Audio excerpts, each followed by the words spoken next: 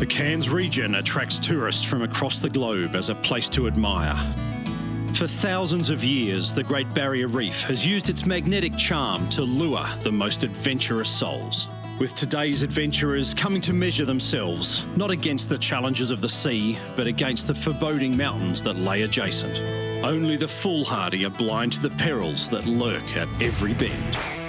All are in awe of the magnificence of the roads, but not all are wise to the tricks this ancient land has prepared. The time has come for the stopwatch to start. This is Targa Great Barrier Reef. It's been a long journey. It's all very surreal for us and the team today. 3 years of solid work. Even locals can't believe we've been able to close Kuranda and Gillies Range for this event. Incredible fields turned up. And look at all the people at the start. I mean, the welcome mat in Cairns has been overwhelming. This is fantastic. It's great for Cairns. It's extremely exciting to have so many people up here. One of the beautiful things about it is everybody will be able to not only drive around and check out the region, but it also gives everybody in the region an opportunity to come and look at $20 million worth of spectacular cars, modern, exotic, olds, all kinds. It's terrific. It's great to have them in the north. We've got the reef, we've got the rainforest, we've got the tablelands. So there's a lot to do and see, as these people will find out.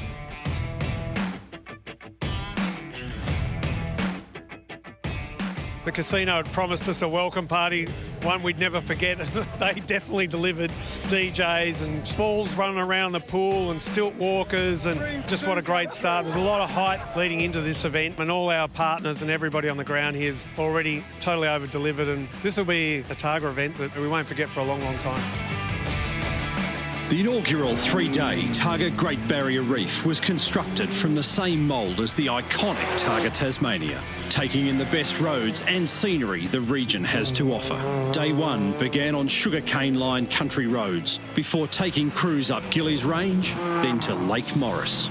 These challenging, switchback-peppered mountain passes provide the backdrop to the world-renowned seaside resort town of Cairns. Day two put crews through a mix of fast, challenging stages on the Atherton tablelands before a repeat of the climb to the World Heritage listed rainforests that surround Lake Morris. On the final day, competitors took on the Kuranda Range, then a further 5 stages on the Atherton tablelands to round out the event. Before hitting the road, Targa commenced with a Reef Hotel Casino ceremonial start. The honour of leading the field away went to the stunning Austin Healey 3000 of Targa icons Brian and Linda Dermott. This car's already done 20 Targa events. It's a fantastic initiative that everybody's taken, and we had to come and support it. It's very, very special, and I really want it to go well. And Cairns have been wonderful. Everybody smiles. It's a wonderful place to be, and we feel honoured to be chosen as the flag car.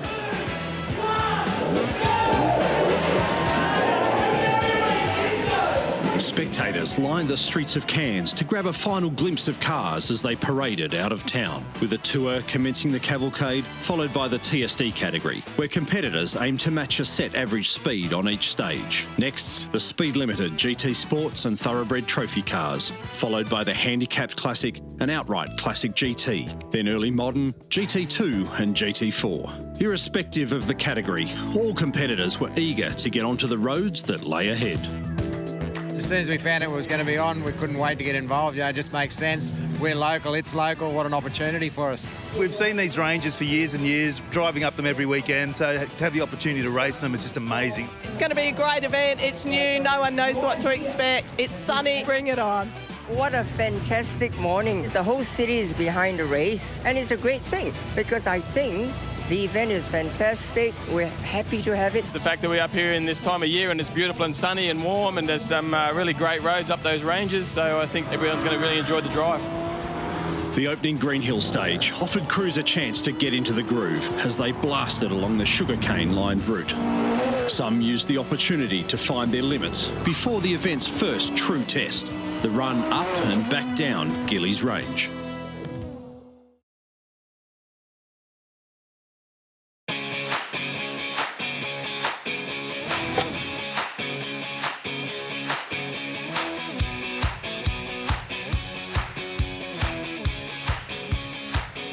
With the harvest continuing, Targa Great Barrier Reef left the endless sugarcane fields, heading into the hills, where the all-new stages provided a fresh set of challenges. The The tight switchback roads offered the Lotuses of Paul Stokell and Malcolm Reed and Jeff Morton and Cameron Reeves the chance to join the mix at the front of the field.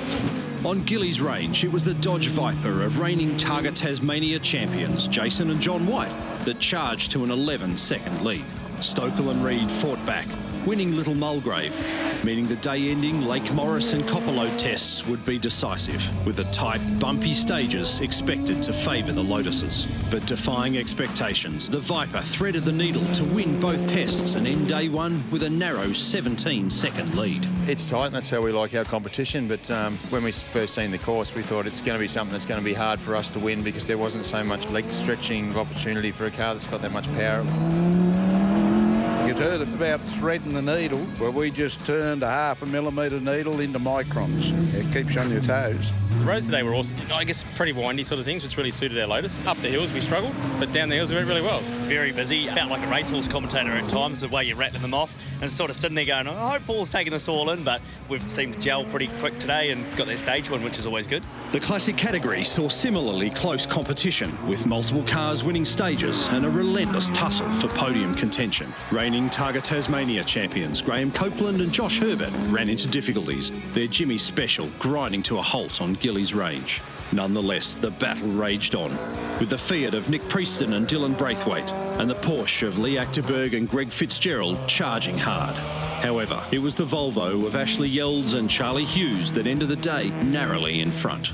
Not quite sure how we sort of managed to stay ahead of them. There's some pretty tight competition all around us. So it was very cool to be dodging 1 second here and there. A lot of work, but it was a lot of fun. A true handicap run properly should be like that. It should be very close. Battle it out down to the second. In GT4, Luke Kinnear and Alan Stevenson were the day's big surprise, winning stages and taking a 20-second advantage into Copperlode. However, that challenging test claimed their Subaru.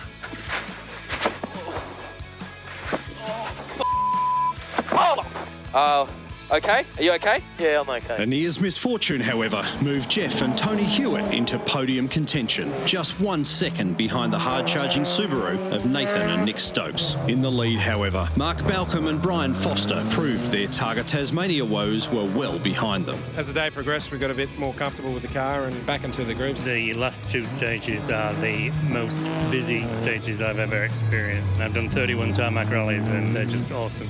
Early modern saw both Adam Gosling and Ian Noble and Liam and Larry Howarth making their intentions clear, but neither were able to contain Tony Quinn and Kate Catford, their Porsche setting the pace out front. Very busy the stages today, lots of just left, right, lots of corners, so kept me busy. Makes no difference because I don't listen anyways. Just winding up the road, left, right. Mick and Daniel Bray maintained their Targa Tasmania winning form to lead Classic GT, but they didn't have it all their own way. Keith and Mary-Ann Callinan's Di Tommaso Pantera was right on their heels, until a crash on the day's final stage handed second place to their son and daughter-in-law, Daniel and Christy Callanan. Mick Downey and Jared Acker remained in touch, despite a day peppered with mechanical issues. Yeah, welcome to the Cairns hot weather, so we've had some fuel issues. Classic car racing once again, but yeah, we'll get through it. The team's here this time, so they're guns. So they'll get the car fixed. We'll be out tomorrow and chase down the Bray brothers. It has been a successful day, so for us it's just about keeping it straight and just finishing the event, really. Looking forward to tomorrow. John Coleman and David Richardson led Thoroughbred from Tim and Kim Hall. In TSD, reigning Targa Tasmania champions Darryl and Peter Marshall made a strong showing, but it was Peter and Tristan Taylor who managed to finish the day on top. Really tight times for our stages. We really had to go hard to make it in time. Last year's Targa High Country, we were coming first on the first day as well, and then on the second day we were running 12th. Hopefully we're right tomorrow, we've learnt our lessons and we'll really do well. In GT Sports, the Lotuses of Mark and Scott Miletopoulo and Mitchell and Darryl Ringett pushed hard, although it was Daniel Trevathan and Chris Ward who took the lead in a knife-edge battle, their Commodore holding off the Lotuses by a mere 6 seconds. We are driving the wheels off that car. What can I say? It's Commodore country. Cairns is Commodore country. North Queensland, V8's rule. The opening day proved to be a hit with both fans and teams. Crews were left buzzing in anticipation for Targa Great Barrier Reef's second day.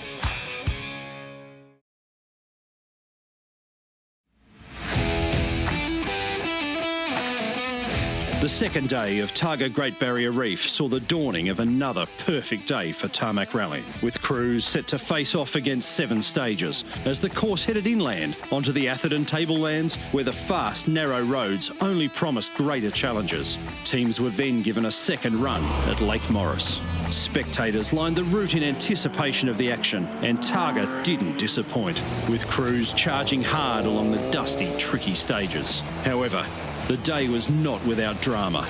The alpha of Jacob Overduin and Adrian McKinstry finding trouble on North Johnston. We're getting more and more into it, and then we're using some interesting pace notes. None. Planted the brakes, we just went straight. We hit the one gutter in the whole town. Smashed a massive hole in the sump, and then we had a little bit of a fire. So it was quite dramatic, but we found some awesome guys. They come unstuck, and we thought, well, lend the boys a hand. They come all the way from Ireland. Backed him into the shed here and let's get him on the road again. They've given us all the tools, let us in their drive, provided us jack. They've even provided a pair of shorts to get us out of the race gear. Highlight of the day, mate. You fellas should do this every weekend here. They even had a stack of step ladders which we cut up to repair our sump. It'll get us going again, and we're finished today. You love Targa? Oh, I do now. In GT2, Craig Dean and Mary Hughes began the day 4th, their Mustang loving the fast tableland stages. However, the Glen Allen test saw them tumble down the leaderboard after a wild spin. Both Morton and Reeves and Stokel and Reed had strong days. But despite the pressure of the Lotuses snapping at their heels, the Whites maintained their lead. Heading into the final day, Morton and Reeves are at the head of the chasing pack. I'm a bit blown away at the moment. Coming here, I had no expectations in particular, apart from just having a good time. We collected our first ever outright stage win, which is a bit of a watershed moment. Sort of knew that he'd been pedalling pretty well all day, and yeah, it was a well-deserved stage. And tomorrow's going to be a case of getting through, having a beer at the end of it all. Generally, we had a good day. Some good stages this morning. My long game is obviously looking at the championships. I didn't want to risk too much, and it was very easy to make mistakes, as many people did. Concentration levels are going to have to be high. There's a bit of pressure at the top as well. 2 Lotuses are doing a great job, and great to see some more competition coming to the top. In Classic GT, overnight second place Daniel and Christy Callanan had a day to forget, crashing out of the event. Meanwhile, the Brays continue to lead in their fan favourite Tirana, but Downey and Acker put yesterday's drama behind them, winning a number of stages to keep the battle alive. Gosling and Noble were another crew to strike disaster, crashing out of 3rd in early modern, promoting rally icons Ross Dunkerton and Alan Steen to sit behind the Howarth GTR. Despite the Nissan's charge, Quinn and Catford extended their lead to over a minute. The battle in Classic remained extremely tense. A spin saw the BMW of Pete Glusky and Sam Winter drop back, but nothing separated the leaders. Yelds and Hughes ending the day only 4 seconds ahead of Achterberg and Fitzgerald. The indexes that they've got on the handicap at the moment are really good, so there's a lot of cars that are really close at the top, so it makes for good racing. Very, very tight tussle with the Volvo, just swapping stage times with those guys, and I think we're going to have to push pretty hard to get past them, but we've had an awesome day. The fight for GT4 honours raged throughout the day, with the leading GTR of Balcombe and Foster charging hard to hold off the Stoke Subaru and the Hewitt's Nissan. The Hall's Commodore was the big mover in Thoroughbred, closing to within 4 seconds of Coleman and Richardson's lead. To be leading, we're totally surprised. Not what we came here to try and do, but that's a result of having fun. GT Sports saw plenty of action, with the overnight leading Commodore of Trevathan and Ward leaving the road and dropping back to 3rd. Displacing them were a pair of charging Lotuses. The Ringets settled in 2nd, leaving the Milletta Pulos with a narrow 15-second lead. We've made our way to the lead. It's been a tough day, though. We've been going backwards and forwards, first place to second place, but our first competition, so we can't complain. In TSD, Steve and Heather Brumby held 3rd in a close battle. Overnight leaders Peter and Tristan Taylor pressed on, but their efforts weren't enough to deny Team Flano the lead. For North Queensland, it's Flano's on holidays, and this is our new North Queensland race uniform. All of these events are just so hard, and this one's so different. Today we settled in the car well. Challenge is to hold that for tomorrow. Despite the thrilling on-stage action, the highlight of the day was undoubtedly Targa Fest, with the field forming on the Cairns Esplanade. An estimated 25,000 spectators came to check out the multi-million-dollar rolling automotive show. It was a big turnout of people and a lot of car enthusiasts. Awesome. You know, they said Targa Fest is going to be packed, but as we arrived here, there's so many people there. I was actually taking photographs just as we were driving in. It's fantastic to see so many people out and having a look at the cars, and I hope they really get behind it for future events. It reset the bar, I think, hasn't it, already? Like, if this is a taste of it, looking forward to the next one. What Cairns has done and coming out and supporting this is absolutely brilliant. Just the kids jumping in the car. I haven't seen crowds like this for a long time. The enthusiasm from the locals has just been absolutely fantastic. We were really surprised when we drove in the amount of people that were lined up along the Esplanade. It's a great event. I think they've hooked us, haven't they? Yeah, they have. Yeah, we're hook, line and sinker, but it's just magic. The place is alive. The atmosphere was electric as dawn broke on the final day of Targa Great Barrier Reef. The day's 6 stages promised even more new challenges to decide who would stand atop the podium at the Cairns Convention Centre. Crowds descended en masse to see the day's opening stage, Kuranda Range. Rainforest Station put on a Father's Day breakfast for the fans.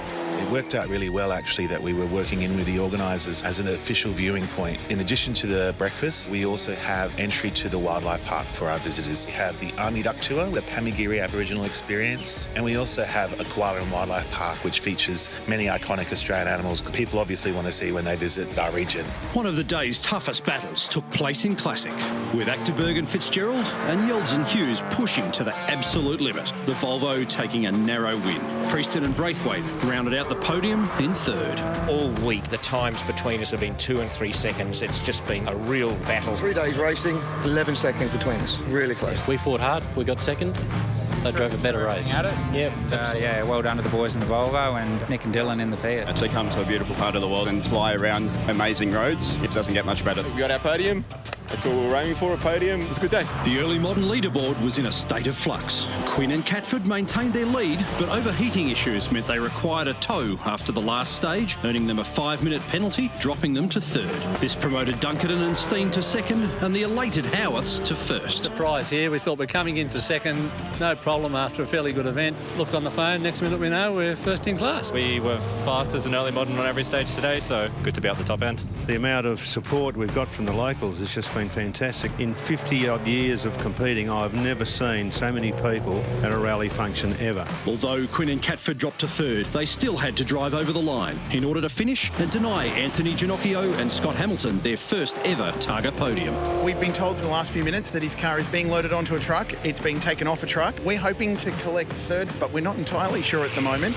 The car was going good, but it developed overheating thing. We towed it back in. Now, there was all sorts of calculations going on that we could have picked up third, but that is not the spirit of Targa. I think you've got to do all the stages, cross the finish line. I want to win fair and square, but not through the rule book. Congratulations, third. Hey! Fantastic. In Classic GT, Downey and Acker turned up the wick again, closing the gap to Brays Tirana on each stage. But it wasn't enough. The Brays coming home with 29 seconds in hand and finishing 8th outright. Just building on the rest of the year. We're having a good year, so looking good for the championship. We're just happy to stay in front of Mr. Downey once again. Don't get me wrong, he's absolutely pushed us all the way. We knew we were potentially being in trouble this afternoon if we ran those last 2 stages. Those same 2 stages, we took 30 seconds out of him prior, then they got cancelled and we lost by 29 seconds. If we did the same times, we would have won by 1 second. Trophy, bud. Banks and Douglas rounded out the podium in their Porsche. The roads are excellent, organisation's great, everything's good. You drive through the little towns out there and everybody's out and it's great fun. The GT Sports battle went down to the wire. Mechanical issues consigned the Trevarthen and Ward Commodore to third behind a pair of Lotuses. The Ringets finishing seconds behind the Moletta Pulos. The Lotus is just fantastic over these sorts of roads. It was a really good day and we pushed hard and I guess we finished up in the right spot, so we're chuffed. Congratulations to Mark and Scott because they really pushed hard in the last couple of stages. There was only a few seconds between us. Overnight thoroughbred leaders Coleman and Richardson faced issues throughout the day. They managed to hold on to second ahead of Tyson and Celise Cowie, but the Commodore of Tim and Kim Hall ended the event with a commanding lead. It's our first time we've ever done anything like this. We're full-on rookies. So once we got into the feel of it, we just slowly hummed them down and it has been an incredible experience. Had a broken throttle cable, so in the middle of a stage, so. Zip ties and wire. We're here finished. It's just been brilliant to see the community getting involved and really loving it. It's been a brilliant event. Rob Bryden and Doc Lang charged into third in TSD after a tight battle for podium positions. The Taylors had a strong event, but despite their best efforts, it was the Marshals who took a narrow victory. Completely different event to anything else we've run. Very, very challenging. It's going to be a fixture on the calendar. How fantastic has this event been for everybody who's turned out but also enjoyed the cars? Just been a brilliant event. It was great fun. We were trying to catch the Marshals in the ute, but Peter and Darryl are just, they don't make mistakes. Cannot believe it. It was the last stage, lost the timing, but he brought us home. The competition in GT4 was intense, with the Stoke Subaru and the Hewitt's Nissan pushing to narrow the gap to Balcombe and Foster's GTR. However, a final advantage of 14 seconds earned them the right to stand on the top step of the podium. Yeah, it's been a bit of a tussle. We've made a few mistakes. I suppose we had to get into a headspace after our crash in Targa, Tasmania. We've overcome that, and it's fantastic to have a win finally. It's been pretty tight, down to only a few seconds between positions right at the death there, so keeps you on your toes. Back to third, I thought, well, let's see if we can get back to second or if we can hold third, and let's just keep driving. Heading into the final day, the GT2 category was still wide open. The opening salvo, however, saw the whites draw clear. Morton and Reeves won the Morrigatta stage, but in the final test it was Stokel who dug deepest, taking second with a 6-second advantage and putting himself into the lead of the Australian Targa Championship. Out in front, the whites took decisive GT2 and outright wins in the very first Targa Great Barrier Reef. It all comes down to planning, and Jason coming up here, writing the notes and doing the homework, as I say, planning. We put everything we could into it, and there was certainly no walk in the park, so it was one of the very rewarding ones, but the event that was put on here is going to be one of those things that awesomeness is measured by for a while, and it was something that was really good to be a part of. Jumping in the car with Paul, you drove fantastic. Went into today in third place and had a good run up Taranda Range, and we had a really good run through Milla, which is one of the long stages. It sets us up for a great finish at Targa High Country later in the year. The last few days have just been awesome. My mum and my dad are here, and I said, you're only going to see me roll over the finish line. Don't even think I'm going to be on the podium. And over the course of the weekend, Jeff's smile got bigger and he's achieved some goals this weekend that even I thought were probably a little far off. So it's good to see some young talent coming in through Targa and keeping the old boys a bit honest.